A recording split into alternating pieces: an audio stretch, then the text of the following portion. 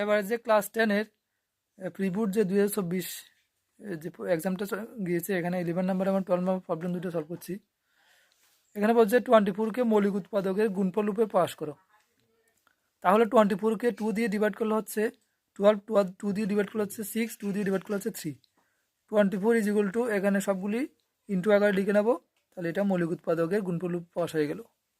Next 2x² - 6s + 6 বহুপদ রাশির শূন্যগুলির যোগফল কত বের করতে বলছে। শূন্যগুলির যোগফল বের করার জন্য আমি জানতে হবে শূন্যগুলির যোগফল ইজ ইকুয়াল টু -b/a।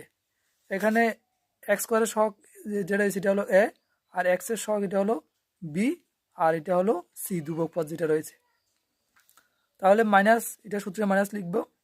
তারপরে এখানে b হচ্ছে এখানে -6, আর এখানে হচ্ছে x² সহগ 2, এখানে যে হচ্ছে 2 মাইনাস প্লাস 6, 2 দিয়ে ডিভাইড করলে হচ্ছে 3, তাহলে 3 হয়ে গেল।